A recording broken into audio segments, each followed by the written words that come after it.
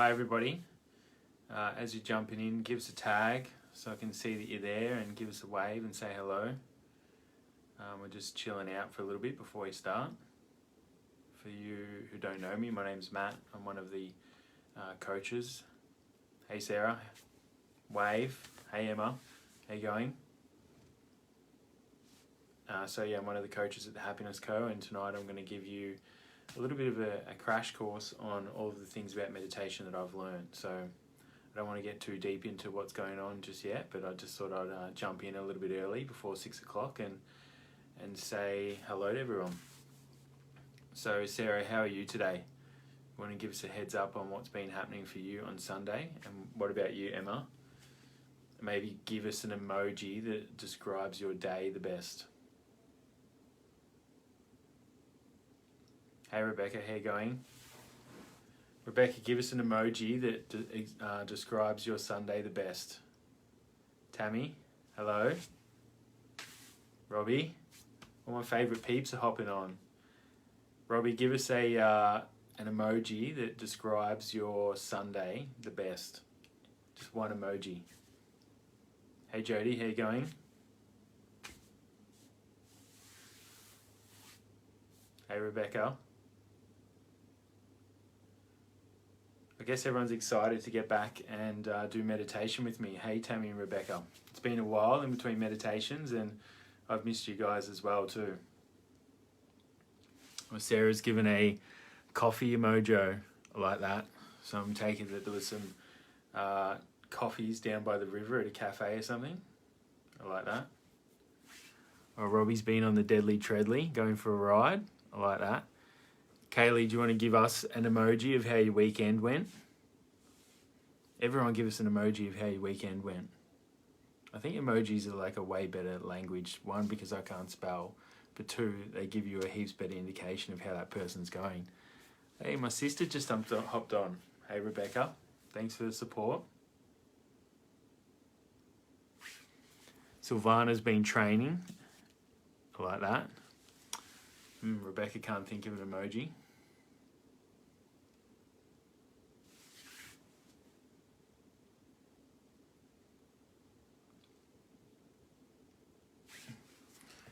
Coranda's said pizza and riding also. I like that. Oh, Robbie's been playing some cricket as well. You know, I was playing cricket with Robbie in the office just the other day and I bowled him. First ball, clean. Straight between the stumps. Isn't that right, Robbie?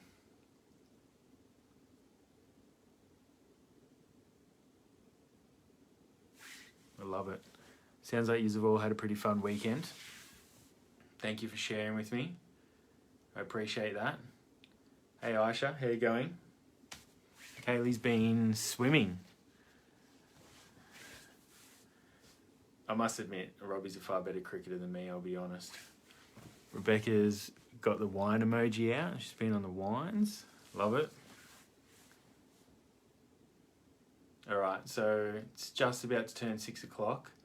So I'll start, and I just want to firstly say thank you. Welcome to coming tonight. I'll answer this first question. Hold on. The emotional wheel poster. Everyone loves the emotional wheel poster.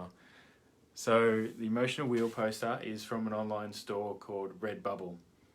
And it's pretty amazing. It's got like a really good explanation of what every emotion is, starting from like the center and then working its way out too. So there you go. Now you know. All right.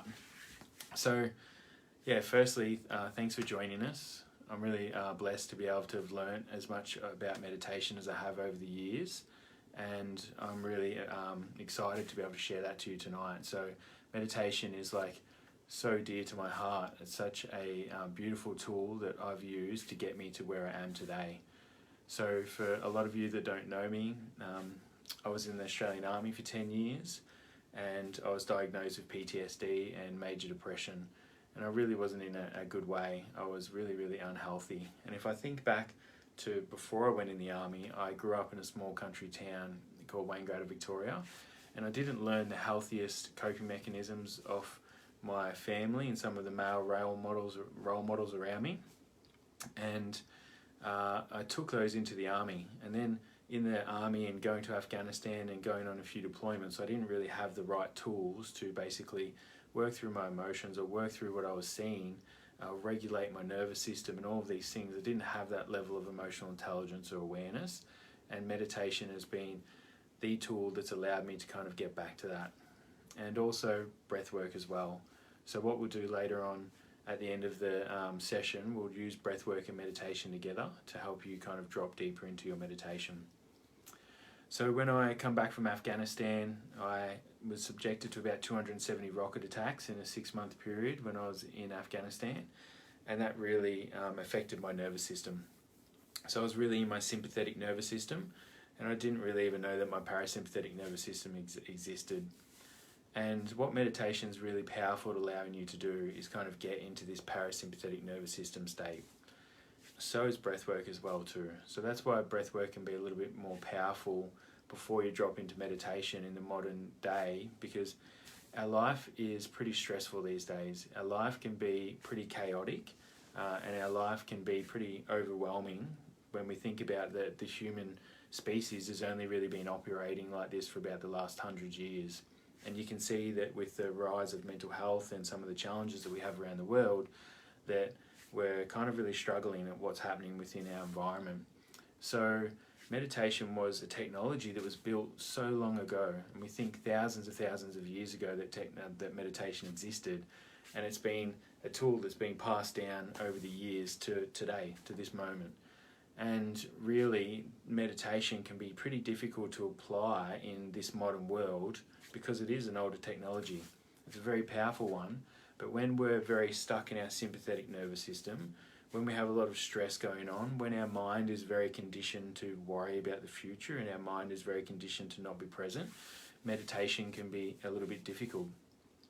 And often we're basically carrying so much stress in our sympathetic nervous system that really our mind is reflecting what's going on within our emotional body and what's going on within here as well too. So breathwork can be a really powerful tool at allowing you to kind of break through some of the stress that you have in your body, to relax your nervous system, to get you into this parasympathetic nervous system, to change your vagal tone, to change the way that your breath is actually entering your body, and start to rewire some of the patterns and some of the conditioning that you have within your nervous system and when you're breathing. So this is really, really powerful. And the further we can breathe into our body, the better. So there's a lot of breathwork styles out there these days, and I really highly recommend any breathwork tool. And I really, really recommend using breathwork and then meditation, because the breath is extremely powerful, but then also mastering our mind and cultivating a practice where we can actually start to have a stronger point of awareness, and we can actually start to master our mind, is actually going to hold us in the best ability for us to go out into the world and be the best version of ourselves. It's going to allow us to witness some of the behaviours that aren't ours, etc. So I spoke earlier about growing up in a small country town and basically learning a lot of behaviours that weren't mine.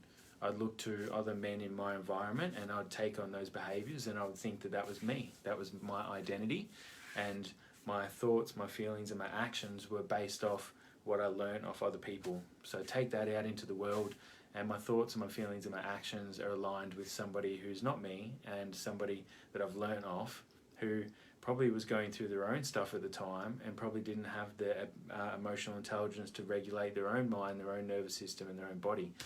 So it's been a really, really amazing opportunity for meditation to really witness what parts of myself are not me, and what parts of myself that I'd really like to move through, and what parts of myself I'd really like to change. I think a really big part of meditation is being able to witness the negative mind, and then getting to a positive mind, and then getting to a neutral mind. Hey Fleur, hey everybody that's joining. Brendan, how are you? And going from negative, positive to neutral is such an amazing experience. When I got back from Afghanistan, I was so stressed. I had so much cortisol. I was so in my sympathetic nervous system that my mind was reflecting this.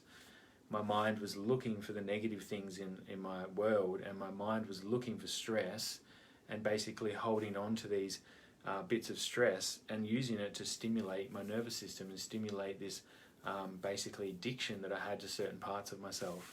So if you are working FIFO and you know somebody who's working FIFO that's kind of always pretty stressed out or maybe a little bit angry at the end of their swing, this can be a really good example of why, because the mind is actually just starting to create adrenaline and cortisol and get them through their day and help them push on.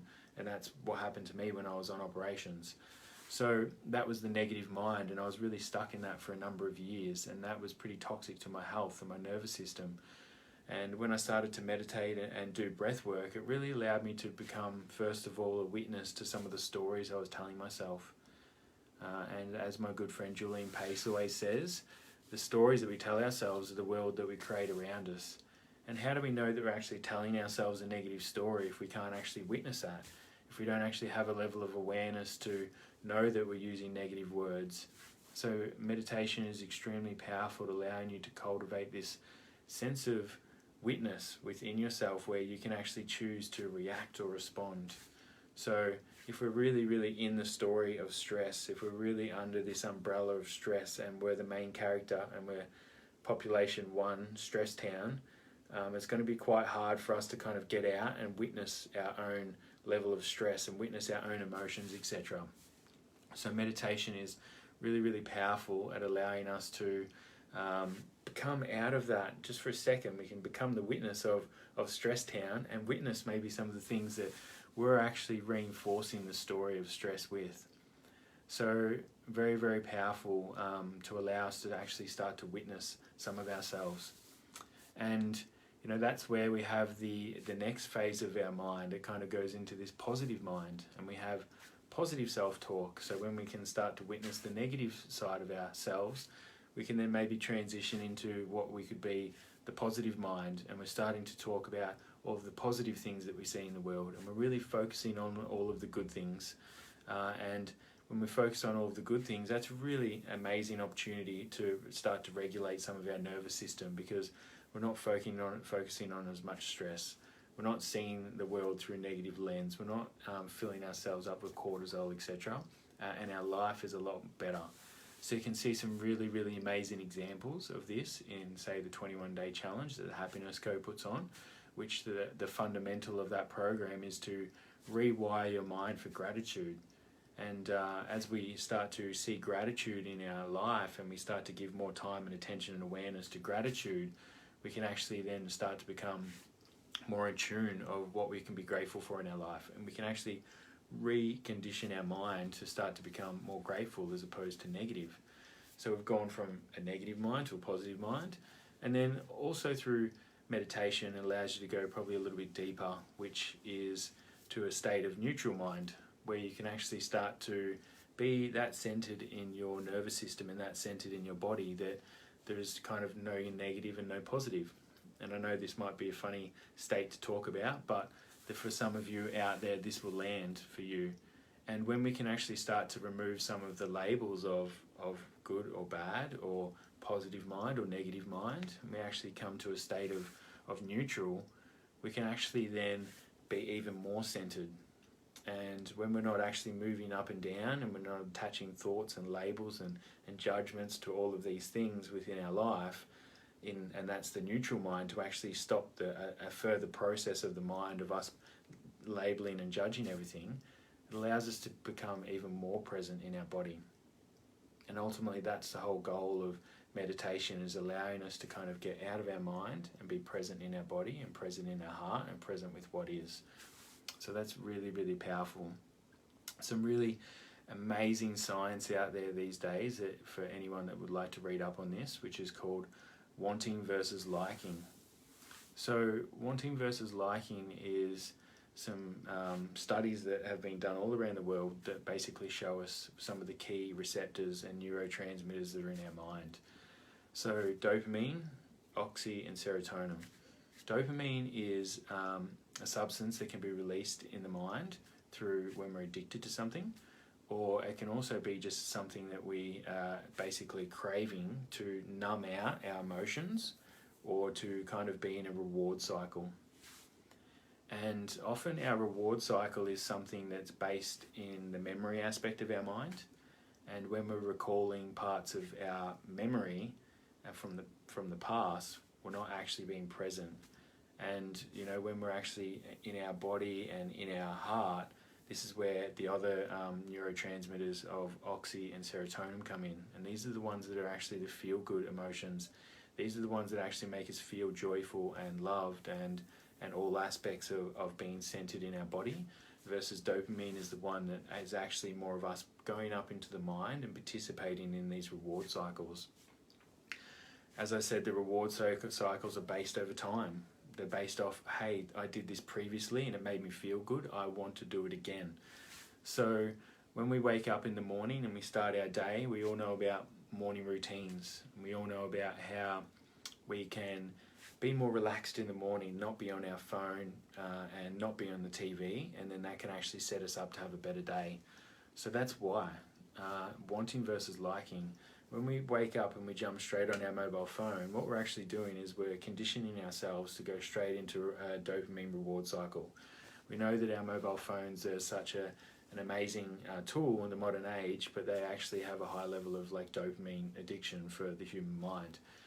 So does stuff like coffee. So let's just say if you coffee and you drink coffee each day, basically what you're doing is when you wake up in the morning, you have a reward loop, you have a dopamine reward loop based around coffee. And this can be true for so many activities in your morning that can actually, at the start of the day, before you've even taken one step out of the door, they can actually pull you out of your body into your mind, and you start functioning from a place of the mind. More importantly, when dopamine is actually put into the mind first thing in the morning, it can actually start to hijack a lot of your receptors in the mind. So the receptors that are basically there to have oxy and serotonin land there as well can actually be flooded by dopamine. So actually you have less of a chance of being present in your body and feeling good when you're actually actively engaging in these dopamine reward cycles in the morning. So you're all thinking, oh, okay, how do I know if something is a dopamine reward cycle? Well, the way that I tell is that if there's a strong want from the mind, so if the mind is wanting for something, so the mind could be like, hey, I want to have coffee, or I want to have breakfast, and you mightn't even actually be hungry in your stomach. So your body is not actually giving you any messages that you're hungry, and your mind might say, I want to eat.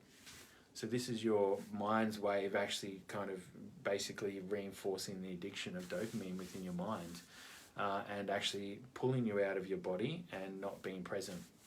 We all might have seen that in the COVID period that we were going to the fridge far too often, or we were going to the cupboard far too often, and we were wanting food when we weren't really hungry.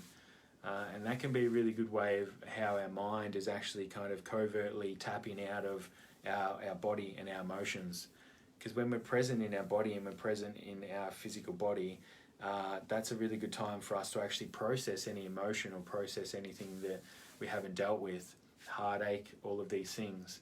So our mind can be pretty sneaky and say, hey, let's go to the fridge, let's go to Kmart, I want to go for a drive, I want to go to the gym, I want to go for a walk, I want this, I want that, I want this, I want that. And a lot of our activity and a lot of our action is actually based off our minds or our body not wanting to be centered in here, because our human experiences actually have so much emotion and so much heartache repressed in here that we're basically always wanting and doing and really being active. So what meditation is really allowing you to do is kind of break this cycle and really coming back to being present in your body and really present in the now, and not actually engaging in what some of those wants are. So you'll know that Rebecca's laughing at Kmart. So you know that when we are pulled out of our body and into our mind, we're actually engaging in a want, and we're not being present. So what's the first thing that happens when anyone sits down to meditate? The mind is like, oh, you might have left the kettle on, or you might have left the oven on, and it's starting to give you all of these excuses of why you shouldn't meditate. And that's a really good example of your mind actually not wanting to be present in your body, and your mind not actually wanting to be still. So I guess one of the first things that we can do to become a better meditator is actually be aware of these things and know why the mind is doing this. And just because your mind is actually distracting you a lot or giving you a lot of reasons why you can't meditate or why you should be doing something else, the more awareness we have of this process, the more understanding of why we know the mind is doing this, the better chance we have of actually being present, because we can be like, mind, I see you, I know what you're up to, and that's okay. We don't have to go check the kettle. We don't have to do these things. We can relax and we can be present. And even the action of meditation is a little bit of an oxymoron, because really what we're trying to do is we're trying to do nothing. We're just trying to be present and relax. That's the end state of meditation. But even the act of doing meditation is an action in itself. So I know that's a bit of a mind boggler, and we're doing an action, or we're doing something to actually get to a place of not doing anything. But that's really how it works. And really the action of meditation or mindfulness or whatever your practice is just an action for you to better yourself. And for you to actually get close and start to recondition the body, retrain your nervous system, retrain your mind to be able to get to a level of stillness. Once we get to this level of stillness, well, then we can have deep levels of satisfaction and joy and presence, and all these amazing emotions can happen. And that basically takes time and effort. But ultimately, there's probably a lot of people out there that are at the beginning stages of meditation who really can't actually just relax in meditation and can't stop worrying or stop thinking of the future. So one of the first meditation techniques that I used on this journey was a meditation technique called mantra-based meditation.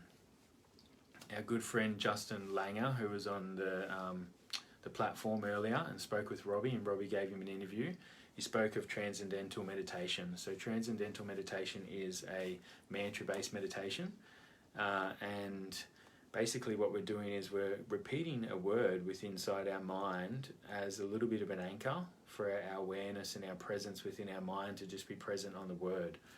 So let's just say I was to sit here with my eyes closed, and my mantra could be happiness. So I would gently repeat the words happiness to myself inside my mind. Happiness, happiness, happiness, happiness.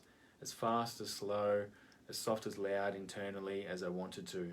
But that would be a mantra-based meditation. And that would be like an anchor in the present moment and allow myself to be present. Also, another example of this is being mindful and following your breath. So if we have our eyes closed and we're breathing and we're placing our awareness at our breath, and we're using the breath as an anchor. So both of these meditation styles are different. One's mindfulness, one's mantra-based, but they're still achieving the same purpose at allowing us to be present. And at first, you might follow your breath and be with your breath and be present with your breath, and your mind could wander. And as you start to wander off, you can bring your awareness back to your breath, and then you're basically training your mind on how to be present. Same thing with mantra-based. You can be repeating the mantra in your mind, and your mind can start to wander off, and then you can bring it back. So basically both techniques are really just training your mind at staying present. And how our mind works is, once one thought comes up, which is basically neuro pathways within the brain firing, then more fire and more fire and more fire and more fire, and then next minute we're like the lead character of this hero's story, or we're the lead character of our worst nightmare in the future. And basically what that will do is, once we go into a place of worry or go into a place of future where we're starting to worry, we then have the ability to cue feelings. So our thoughts basically create like a situation where we then have the ability to maybe generate something like anger or worry or anxiety. And then from those emotions, we then have a reaction normally, not really an action, a reaction. So what these powerful techniques are actually allowing you to do is break that thought process nice and quick. So if one thought comes up and another thought comes up and attaches to it, and this is why you're in meditation, and then you have the ability to bring yourself back to the presence, you're kind of stopping that thought process. And you're stopping the thought process to attach to more thoughts, more thoughts, more thoughts. And then you're stopping that from turning into a reaction or an action. So this is a really, really powerful technique. And what this allows you to do is basically use your meditation practice as like a gym. So you're basically just training your brain to be present. It's just like a muscle. The more you train your guns, which my guns are pretty small at the moment, the more you train your guns, the bigger they're going to get.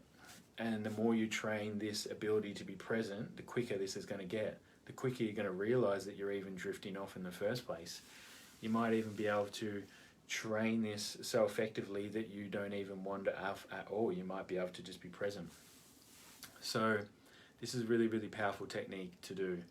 And you know, one of the things that we can do is once we've mastered this practice in our home, in our meditation room, or wherever you want to meditate, we can then kind of take that out into the world. Because we'll know, let's just say we're sitting at our office desk and we're worrying about something, and we're catching ourselves worrying about something. Then we have the opportunity to just be mindful of our breath, or we have the opportunity to even say our mantra while we're at work. And what that is allowing us to do is kind of take that habit and take it out into the world. So if you can apply that during meditation and you can apply that during the world, you're really going to have an amazing opportunity at starting to master your mind. You're really going to have an amazing opportunity to allow you to be present and stop worrying about the future. And you know, I know this might sound like a lot of thinking and a lot of thoughts going on, but you know, once you pick up the dumbbell and move it a few times, that motion becomes very like natural, and it's something that you'll be able to do without even thinking about it. And that's because we've probably put it in our subconscious mind. And really we can do the same thing with meditation. So as we start to practice this new technique, and as we start to learn it, and then we have it basically practiced out in the real world, it starts to become automatic. We can actually start to see ourselves drifting off into the future, and then we can bring it back, and then we don't have any actions and we don't have emotions. So some of the ways that this can be really powerful, and some of the times that we can really use this, is public speaking. So I used to be a really powerful public speaker at my old job, and I think I still am. I'm no Julian Pace or no Robbie. But one of the things that I really used to be able to do is not get nervous before my speech. And I know a lot of people who get nervous about public speaking is because their mind is actually wandering off into the future and thinking so much about the speaking before it's even occurred.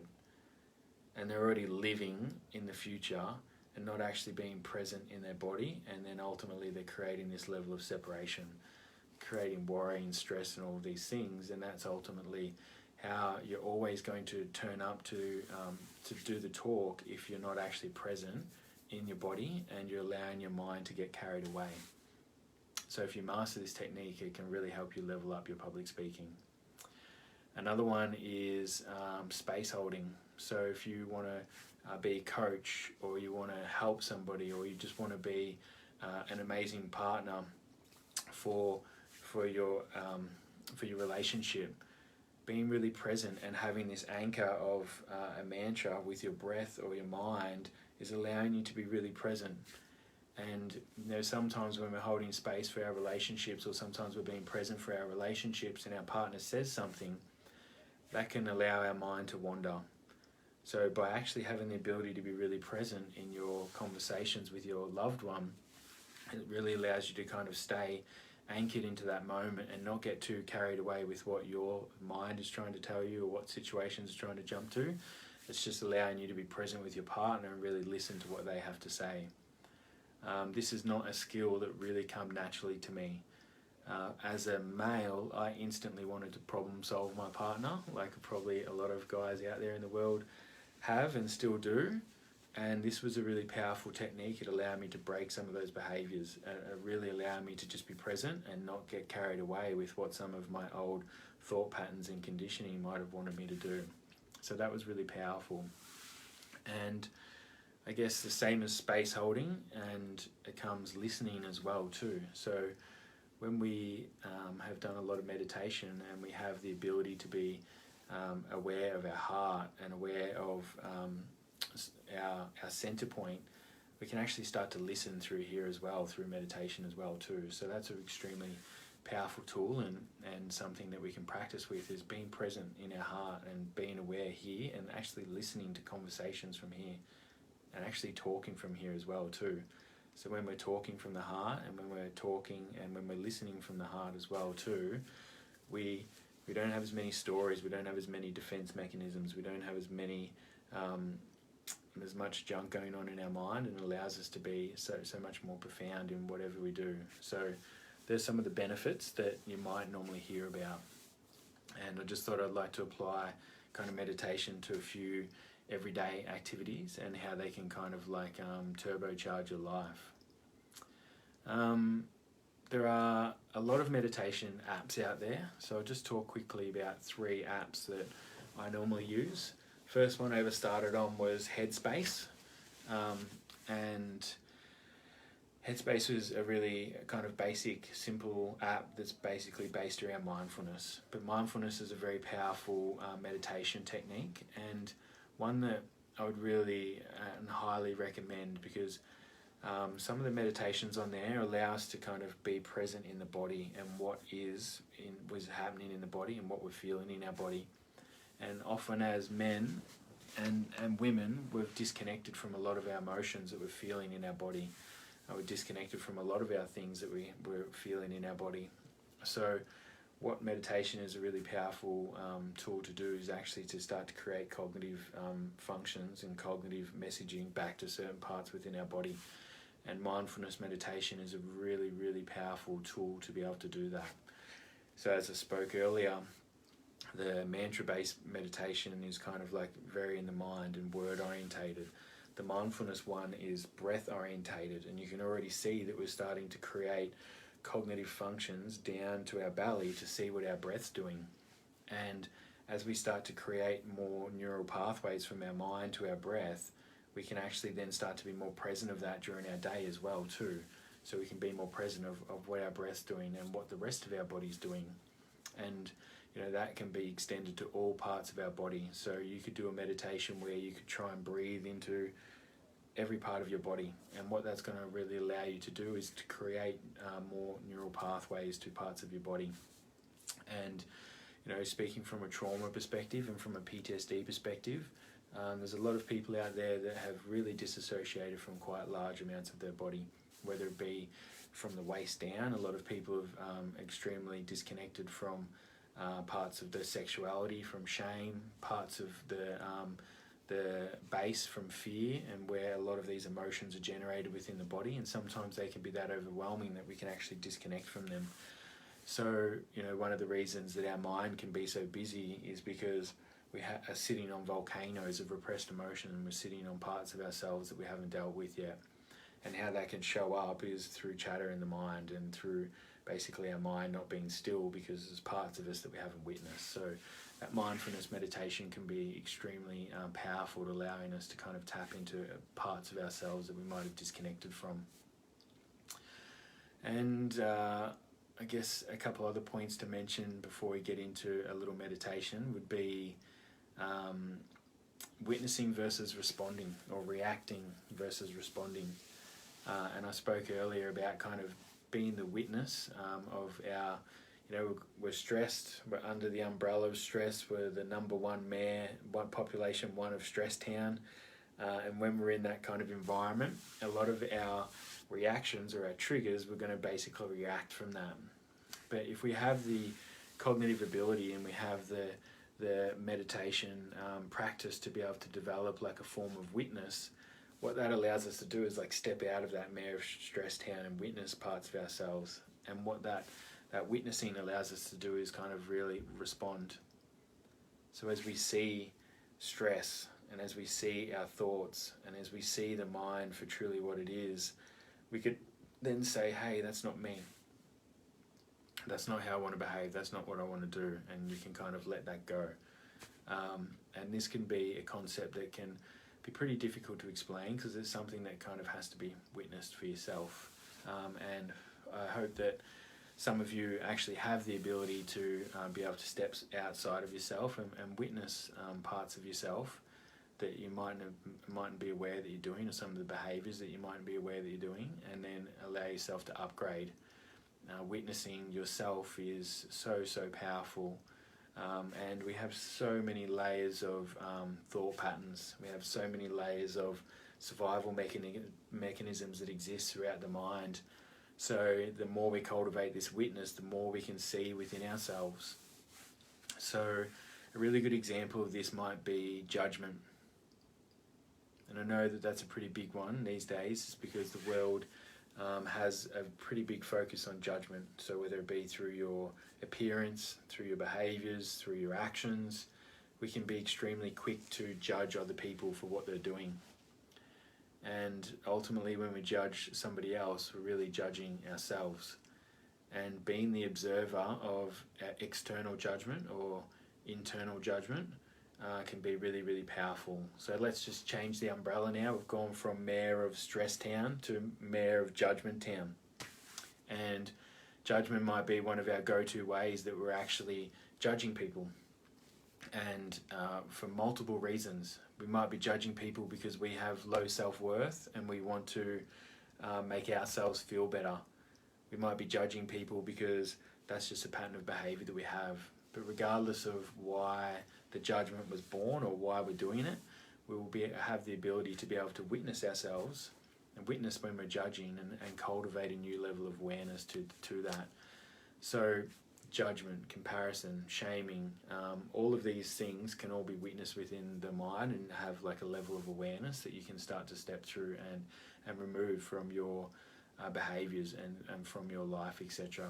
So, you know, when we're not judging and we're not shaming ourselves, and we're starting to have new levels of awareness for all of these things, the mind has a lot less control of us. The mind has a lot less presence in our day, in our life. And when the mind has a lot less presence or activity in our life, we have a lot more presence in our body. We have a lot more oxy and serotonin and less dopamine. Because even what I spoke about before of us wanting to have coffee or us wanting to go do something, the mind is nearly addictive in itself, because every time we're in our body, we're not basically in a state of feeling good, and every time we're in our mind, we're basically acting between the two. So you see that even the very act of thinking, whether it be you wanting to read a book or wanting to understand more information, is really quite a large separation from us being centered in our heart. And even thinking in itself can be addictive to the mind. Even we can have dopamine, and we can actually become addicted to thinking. And I know that that's a lot of meditation and a lot of breath work for you guys to maybe comprehend that, but for some of the people who might be more advanced meditators out there in the group, that is definitely something that we can start to look at, that the mind in itself is a bit of a habit, and something that we can start to witness and take apart. And then what that allows us to do is have just a really simple, quiet mind. Just like that. There was no thoughts in my head whatsoever then. And then we can be really present in our body, and then we can actually start to just become a lot more aware of what's going on within ourselves. So I hope that you're all really liking this meditation lesson so far.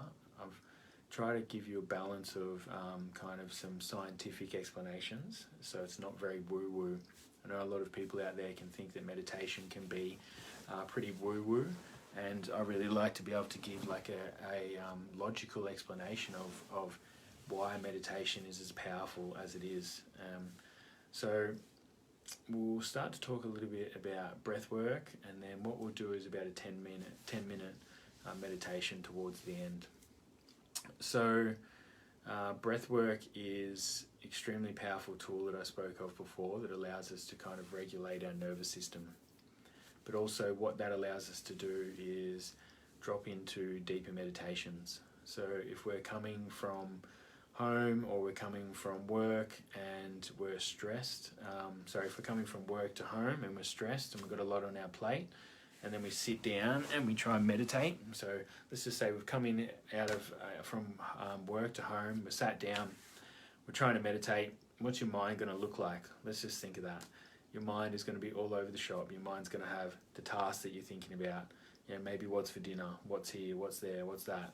And really that's going to be a reflection of how active you are as well too. But if we sat there for 10, 15, 20 minutes, we might be able to get to a place where we can actually start to calm down. And that's just like a bit of a natural process, and depending on how much meditation you've done over the years will depend on how quickly you can kind of get into this parasympathetic nervous system state. If I go to a float tank now and hop in a float tank, I can go to a very, very quiet place of mind very quickly. And that's because I've been able to practice it going from sympathetic to parasympathetic. And sorry, I've got these little bugs in here and I'm too much of a hippie to kill them. So we've got this, and we can hop into that quickly. So the more meditation you do, the more you can practice this, and you can go from sympathetic to parasympathetic. And what breathwork allows you to do is basically control that switch. We don't always have a switch to say, hey, if I'm stressed in my sympathetic nervous system, I want to de-stress. That's what breathwork is, really. It's just like a conscious switch of us taking us from our fight or flight, kind of moving out into the world state, to our rest and digest. We're in a comfortable place and we're relaxed and we can turn ourselves off. So this is a really powerful technique that you can actually start to control and move between the two. And I really highly recommend it. Before we touch into that, I just want to talk a little bit about our emotions in our heart. And this one goes out to all of the guys.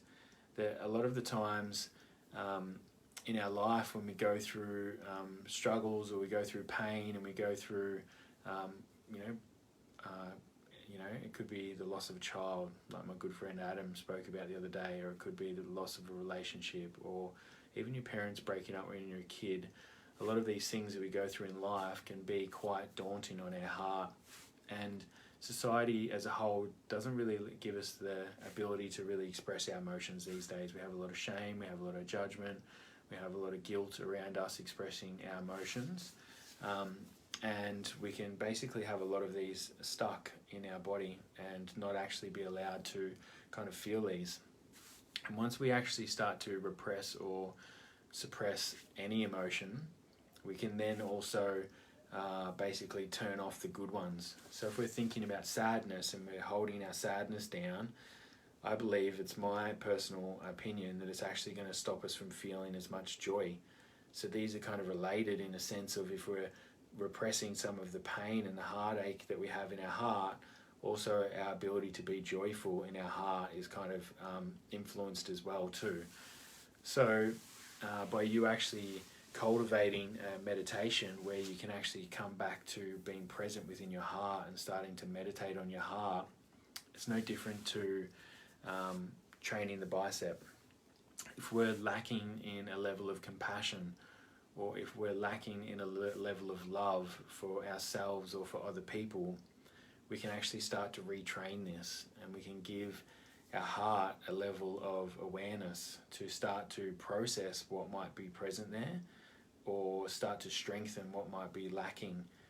But really it's the thought of awareness, it's the awareness on this part of our body that allows us to create more neural pathways, create more awareness, create more loving witnessing of what's happening here. And when we become that loving witness of this space, hopefully we have the ability to maybe process something that's repressed there or suppressed there. And once that moves and kind of shifts through, then our ability to be more joyful comes as well too. So this is another process in itself. So you can see through meditation there can be multiple parts. There can be our nervous system and regulating our breath. There can be controlling our mind and regulating our mind. And there can be controlling, but witnessing our heart and witnessing how much numbing can happen within our joy, etc., over these years. So meditation is a tool to allow you to really pull yourself apart and come back to who you always were. Because when we were born as small children, we could always laugh, we could always cry, we could always have joy, we could always have parts of these selves. And it's kind of, we could laugh and cry at the same time, and we weren't shaming ourselves or judging ourselves back then. So, as we move out into the world and we look into today's society, we start to condition ourselves. So what meditation allows you to do is just kind of come back to being present and removing the parts of you that aren't really you, and allowing you to kind of come back to that level of stillness and come back to just that level of awareness, and it can be very, very powerful. So what we'll do is we'll get into a meditation now. You're probably all thinking, hey, it's Sunday night, I just want to meditate and not listen to Matt talk. But thank you very much for listening to that. Meditation is extremely, extremely powerful, and if you have any further questions, please feel free to message me, add me on Facebook, message me directly. I'll be more than happy to give you any advice that I have. And answer any questions that you might have. Very, very powerful. We'll always have our mind. It's always there. We may as well master it and then have it as one of our best friends, and to be able to see what it's up to, and to take that out into our world, because it touches all parts of ourselves, and we can really use that when our mind becomes that good of a friend that it doesn't even need to exist anymore. All right? So what we'll do for breath work is I'll give you maybe 30 seconds or a minute. I'll give you a couple of minutes actually. You can put your phone into a place where you can not be holding it. So maybe go find somewhere in your house, or find somewhere where you can sit your phone up against a chair, because we want to be able to drop into a meditation and be nice and relaxed. In the meantime, if you're already in one of these positions where you can drop straight into meditation and you don't have to go move in your house, maybe drop us an emoji of what you've thought about tonight's meditation lesson. By you finding a comfortable space for yourself where you can sit and listen and be guided is pretty important. Like, by you holding the phone and not really being in a comfortable position, you're not really going to allow yourself to have the best meditation.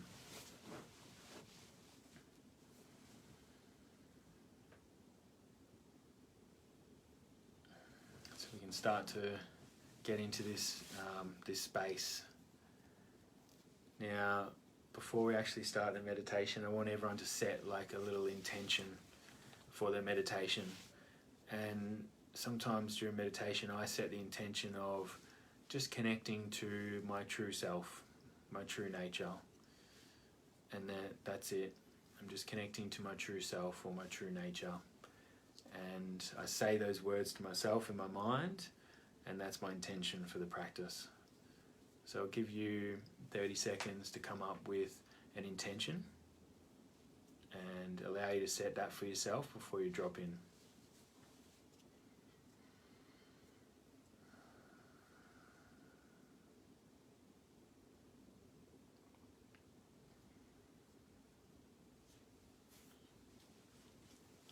Now, the next little piece I want to give you before we start is to just really accept whatever happens in this. So if a tear comes up or if you start to cry, really, really accept that side of yourself. No judgment, no shame, no thoughts, no right or wrong. Just really, really accept it. If your mind is really, really busy and you can't drop into the meditation, accept that. Don't be frustrated in yourself. Don't have expectations on yourself. Don't get disappointed. Just truly accept that. Because we need to be able to accept all parts of ourselves, and meditation is, our first time that we can really go inward and start to look at our mind or look at our emotions. So we want to be kind of really gentle and caring with ourselves of how we label and how we see our inner world. Because if we do a meditation and we look into our internal world, and we start to label or judge or shame or create stories that were not good or bad, that's really going to give the mind more ammunition for you not to want to be able to meditate. So by you actually truly understanding who you are and accepting all parts of yourself through meditation, extremely powerful.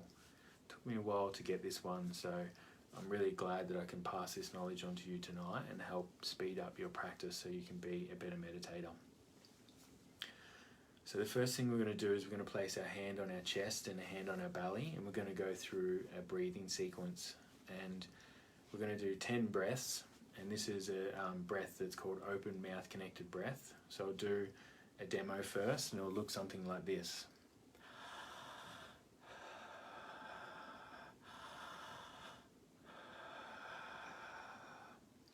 So yes, the breath is quite exaggerated.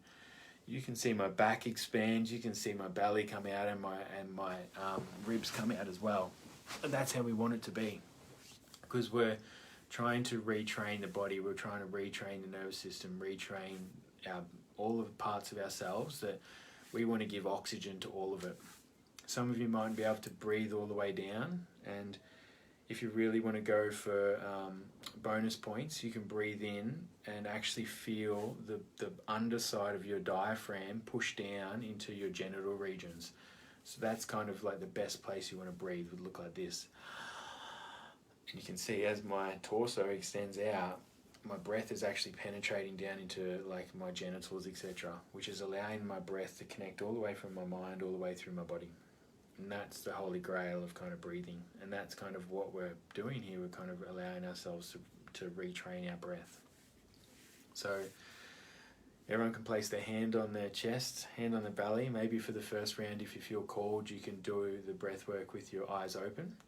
Once we've done the 10 or so breaths at the end, we're just going to take a large inhale, and we're going to hold our breath in, and then we'll exhale, and then we're just going to close our eyes, and we're just going to relax for a little bit. And we'll do this a few times before we actually drop into the meditation. So here we go.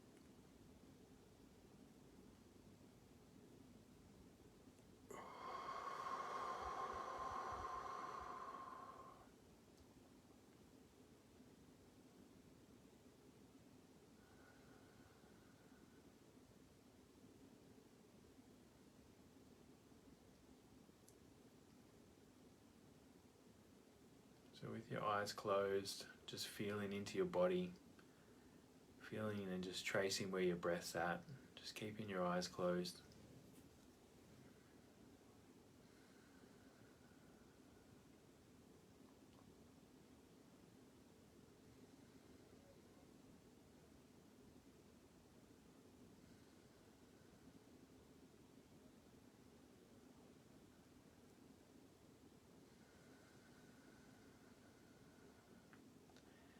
And then keeping your eyes closed, whether you choose to put your hand on your chest or your belly, we're just going to go through the same 10 breaths again. So here we go.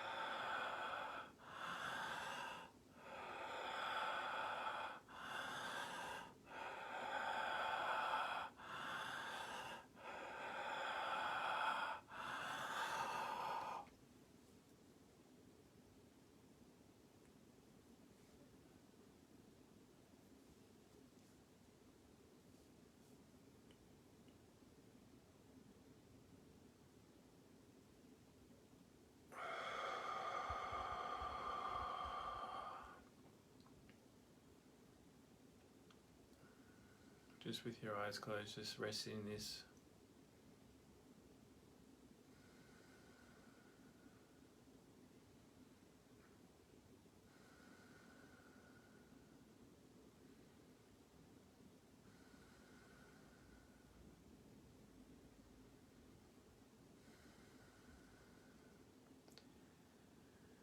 And just allowing whatever's there, no resisting it.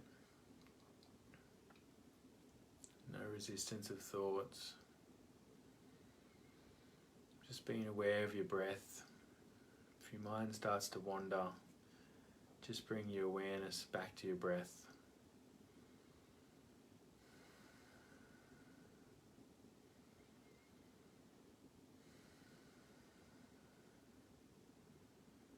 If your mind's wandering, just bring it back to the breath.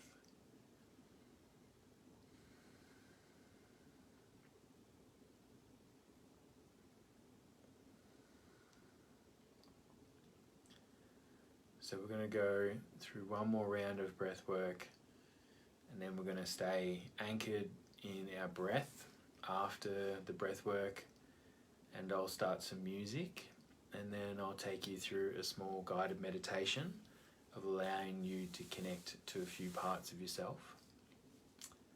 Alrighty, so here we go.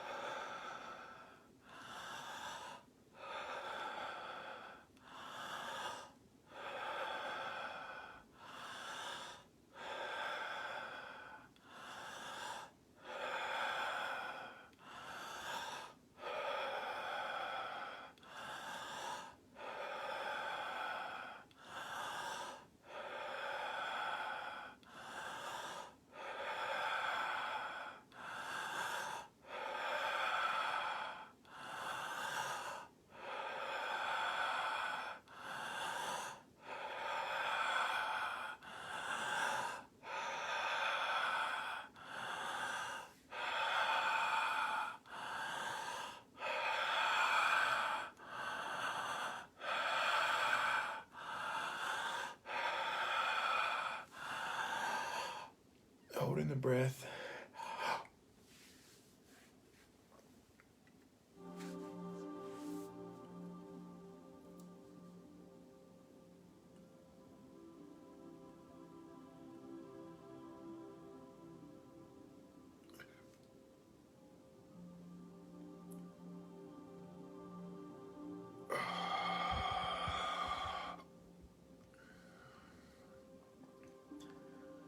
So just resting your awareness in your belly and just being aware of your breath.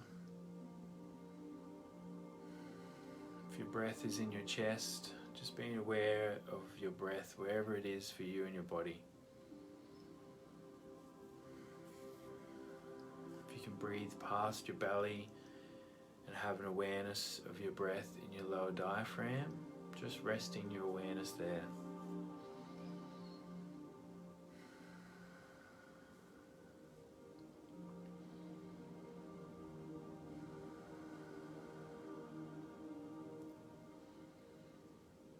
If your mind starts to wander, just gently bringing your awareness back to the breath, wherever it is for you in your body.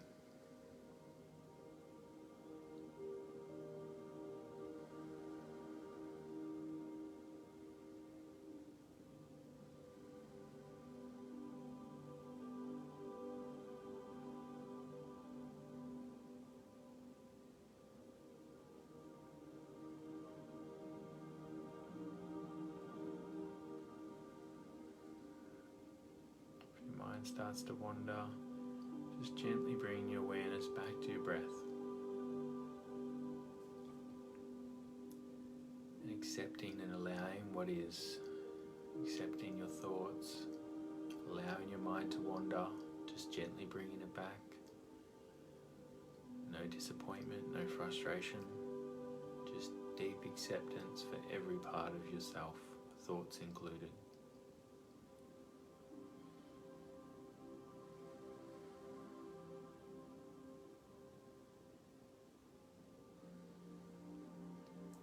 Gently bring your awareness to your breath.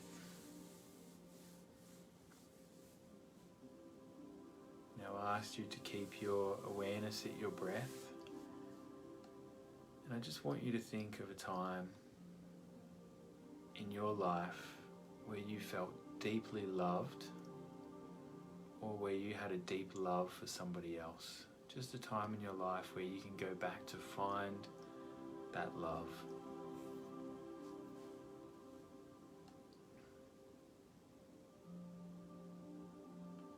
And I want you to think of that deep love, and I want you to start being aware of your heart. Bring your awareness to your heart and feel how your heart is interacting with that memory of the past.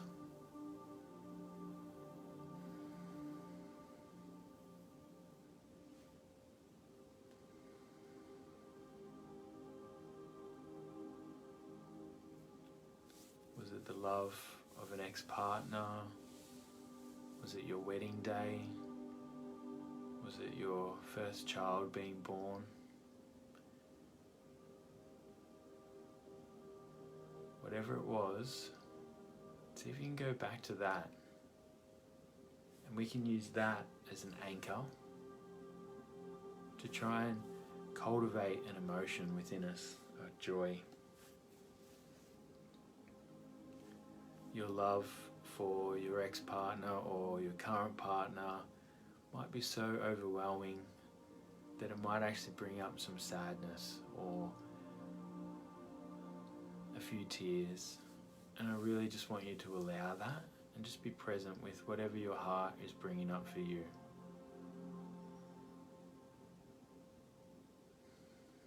It doesn't even have to have a story.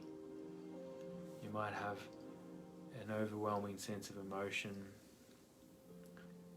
and one of the best things we can do for ourselves is not to attach to a story or not to attach to, and just be present with the emotion that we've managed to bring up. We can start to sit with that emotion, and we can start to just let go of the story, let go of the memory, and just sit in that emotion in our heart. If your mind is starting to wander, you can be aware of your breath and your heart at the same time.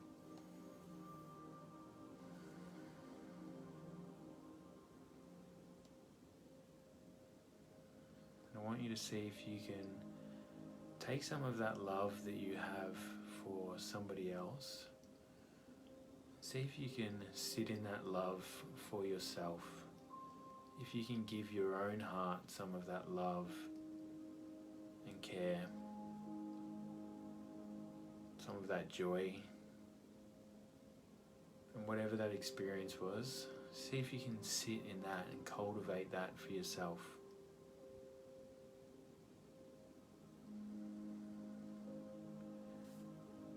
Too often in this life do we give so much of our love to others, but not to ourselves.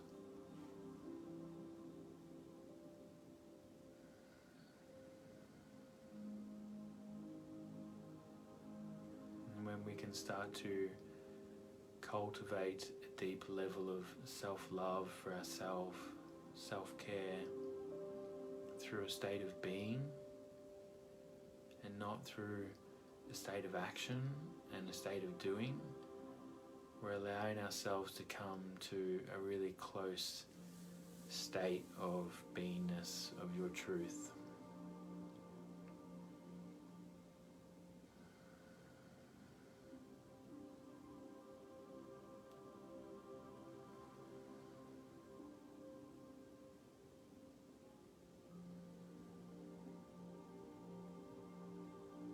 These states of joy and love and compassion in stillness is pretty close to our true nature, and a really amazing opportunity for you to sit in this.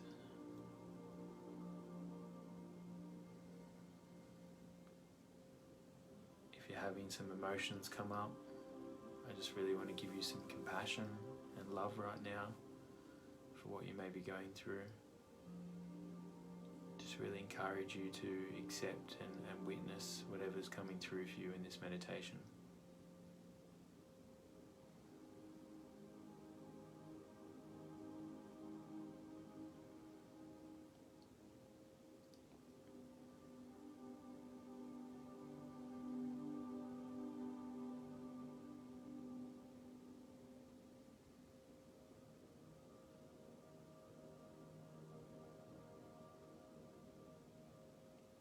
Our hearts truly are so profound. They have so much wisdom and knowledge and service and care. But all of those things can really only be truly cultivated when we have that level of love, care and compassion for ourselves.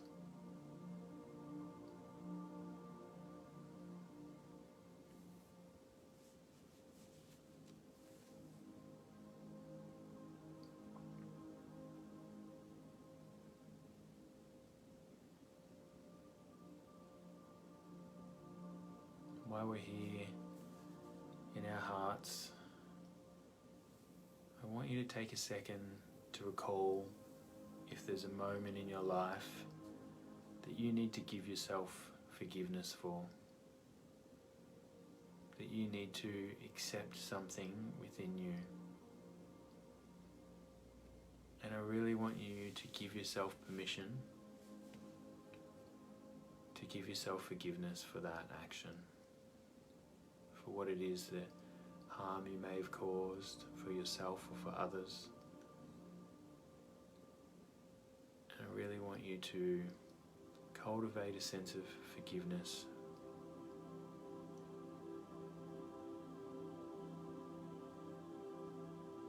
Maybe that forgiveness might be for another person, somebody that you have been holding on to pain or hatred for a long time, and something that you may need to give back. Give forgiveness to that person.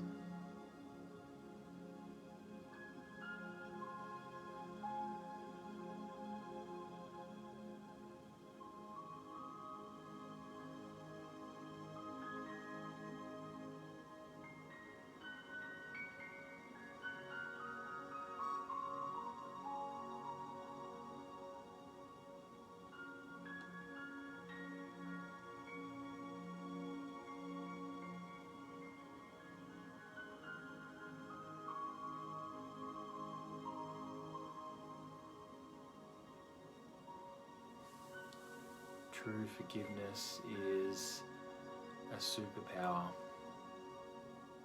and when we have the ability to be able to forgive others and forgive ourselves and forgive quickly, it gives us a certain sense of freedom in how we can operate in our lives and in the world. Freedom is such an amazing thing to experience, and often freedom is so entwined with the parts of ourselves that we're still holding on to, or the people that we haven't forgiven, or the parts of ourselves we haven't forgiven. And it's us that holds the true key in our own hearts to free ourselves of all of our pain and all of our suffering. And forgiveness truly, truly is a superpower for us to do this.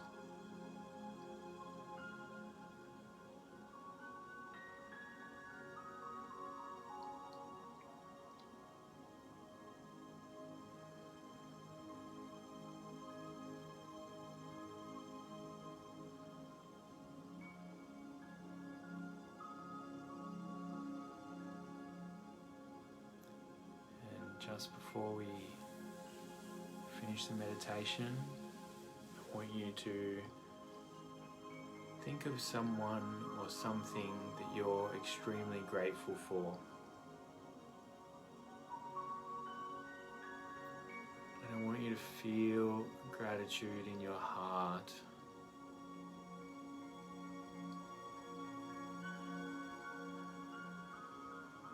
I want you to cultivate cultivate gratitude as a feeling. Gratitude is something that exists in you every moment of every day, something that is actually eternal within you that you can connect to at every second of every day. Gratitude is not a thought, not a practice. It's a true state of who you are, and something that you can truly, truly connect with all of the time if you allow yourself to do that. Please feel into your gratitude for yourself or that thing or that person or this moment, whatever it is. Just fill your heart with gratitude.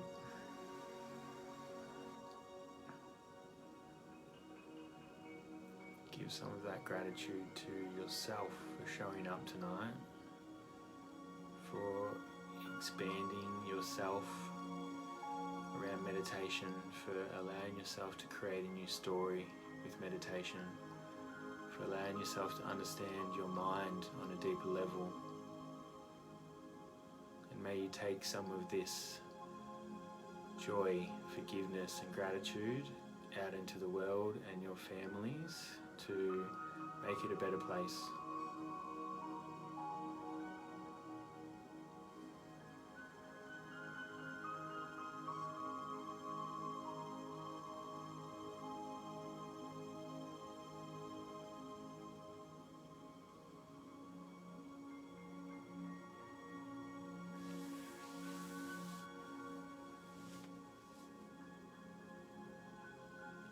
If you feel called to just sit in this space, please feel free.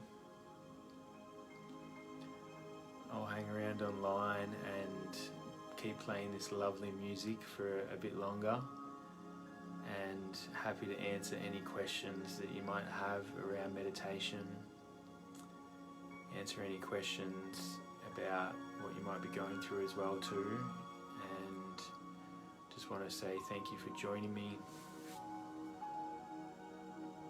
May you have a lovely evening, a lovely day tomorrow. May you be present and accept more of who you are. Thank you.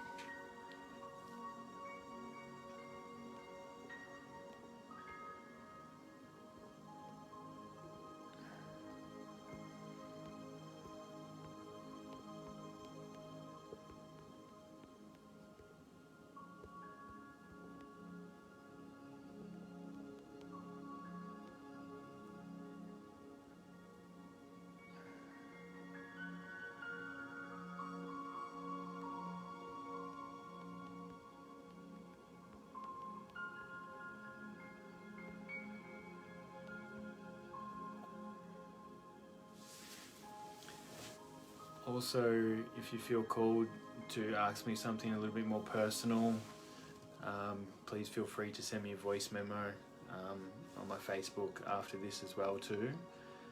I'd be more than happy to help you out. Thanks Mary, thanks Rachel, thanks Emma. Yeah, thank you. Don't give up, keep practicing. Keep practicing till you become meditation.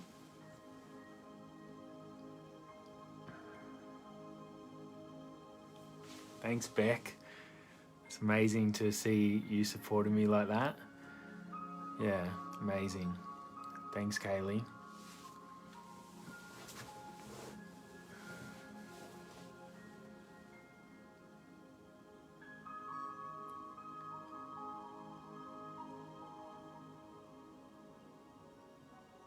What a lovely Sunday night.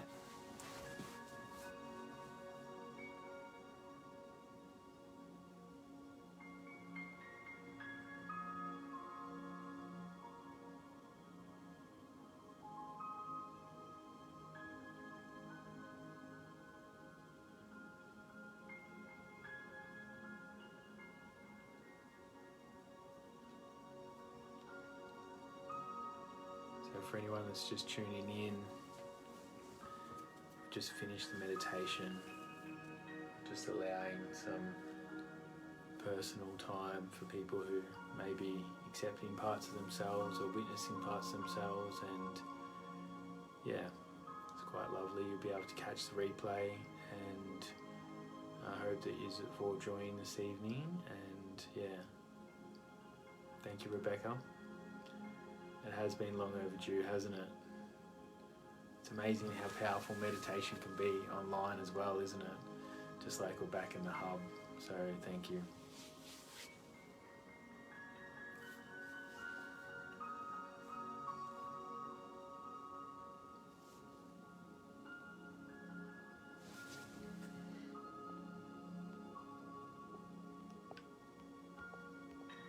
That's cool, Kaylee.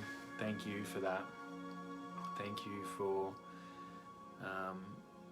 just sharing your journey as well too. It's so amazing to see you from the same small country town, and to see you doing the work now, and to see you up-leveling yourself. And yeah, just want to say thank you for joining us tonight, and thank you for doing the work yourself. So yeah, this meditation will be uploaded on 2 platforms, I believe, in the aid. It should be uploaded, and then also we have an actual Happiness Aid website where all of the coaches are uploaded to regularly. So you'll be able to catch some of my earlier meditations on there as well, but you'll be able to catch this one eventually as well too. And there's some really valuable information in there. The wanting versus liking information is really, really amazing for you to kind of get your head around some of the internal structures of, or the science behind the woo-woo, which is a really amazing thing as well too. And you know, always meditating on our heart is a beautiful experience. So allowing ourselves to have forgiveness and acceptance and gratitude, and connecting to that deeply within, is a very beautiful experience. So yeah, thank you all for joining me tonight, and I'm going to sign out and finish up. But yeah, please feel free to ask me any questions that you may have personally as well too, if you had anything come up for you. I just want to extend myself to hold space for you after this meditation's finished, and if that's something that you need, I'm here to answer any questions as well too. So thank you, and have a lovely evening.